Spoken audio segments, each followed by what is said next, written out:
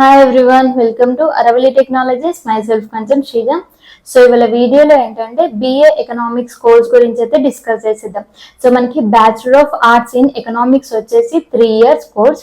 So మనం course level అనేది చూసుకుంటే మనకి ఇది వచ్చేసి అండర్ గ్రాడ్యుయేటెడ్ కోర్స్. సో దీంట్లో ఎగ్జామినేషన్ టైప్ అనేది చూసుకుంటే మనకి సెమిస్టర్ వైజ్ గా ఎగ్జామ్స్ అనేటివి అయితే ఉంటాయి. మనకి ఇయర్లీ 2 సెమిస్టర్స్ అనేటివి అయితే ఉంటాయి.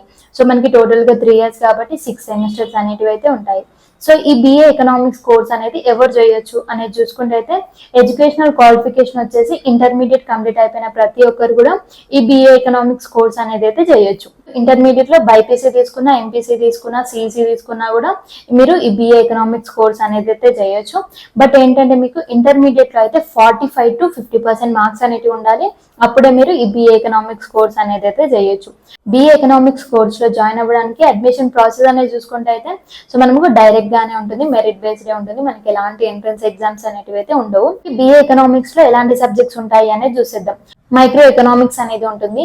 సో దాంట్లో మనకి ఇండివిజువల్ బిహేవియర్ అనేది ఉంటుంది, అలాగే కన్స్యూమర్ చాయిస్ అనేది ఉంటుంది, డిమాండ్ సప్లై అనేది ఉంటుంది, నేషనల్ ఇన్కమ్ అనేది ఉంటుంది, మ్యాథమెటికల్ మెథడ్స్ ఫర్ ఎకనామిక్స్ అనేది ఉంటుంది, పబ్లిక్ ఫినాన్స్ అనేది ఉంటుంది, ఇండియన్ ఎకనామీ అనేది ఉంటుంది, ఇంటర్నేషనల్ ఎకనామిక్స్ అనేది ఉంటుంది, డెవలప్మెంట్ ఎకనామిక్స్ అనేది ఉంటుంది, మనీ అండ్ బ్యాంకింగ్ అనేది ఉంటుంది, ఎకోమెట్రిక్స్ అనేది ఉంటుంది. కొన్ని యూనివర్సిటీస్ లో ఇదైతే ఉంటుంది.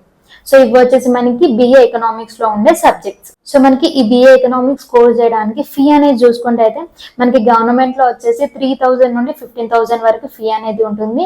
అండ్ అలాగే మనకి ప్రైవేట్ లో అయితే 30,000 నుండి 1.2 lakhs వరకు ఫీ అనేది అయితే ఉంటుంది. బిఏ ఎకనామిక్స్ అనేది కంప్లీట్ అయిపోయాక మనం హైయర్ స్టడీస్ అనేటివి చూసుకుంటే అయితే మనకి ఎంఏ ఎకనామిక్స్ అనేది ఉంటుంది, ఎంఎస్సీ ఇన్ ఎకనామిక్స్ అనేది ఉంటుంది, ఎంబీఏ అనేది చేయొచ్చు, మాస్టర్స్ ఇన్ పబ్లిక్ పాలసీ అనేది ఉంటుంది, అలాగే మనకి ఎంఏ డెవలప్మెంట్ స్టడీస్ అనేది ఉంటుంది. ఇలాంటి హైయర్ స్టడీస్ అన్ని కూడా మనకి ఈ బిఏ ఎకనామిక్స్ అనేది కంప్లీట్ అయిపోయాక అయితే ఉంటాయి. మనకి బిఏ ఎకనామిక్స్ అనేది కంప్లీట్ అయిపోయాక మనం జాబ్ రోల్స్ అనేవి చూసుకుంటే అయితే మనకి డేటా అనలిస్ట్ గా ఉంటుంది, రీసెర్చ్ అనలిస్ట్ గా ఉంటుంది, మార్కెట్ అనలిస్ట్ గా ఉంటుంది, అలాగే బ్యాంకింగ్ అండ్ ఫినాన్స్ అనేది ఉంటుంది, అండ్ అలాగే మనకి బిజినెస్ డెవలప్మెంట్ ఎగ్జిక్యూటివ్ గా కూడా ఉంటుంది. సో ఇలాంటి జాబ్ రోల్స్ అన్ని కూడా మనకి ఈ బిఏ ఎకనామిక్స్ కోర్స్ అనేది కంప్లీట్ చేశాక అయితే ఉంటాయి. సో మనము బిఏ ఎకనామిక్స్ లో వచ్చేసి అనలిటికల్ థింకింగ్ కావచ్చు, అండ్ అలాగే understanding of policy and market forces, report writing కావచ్చు, అండ్ అలాగే ఎకనామిక్ మోడలింగ్.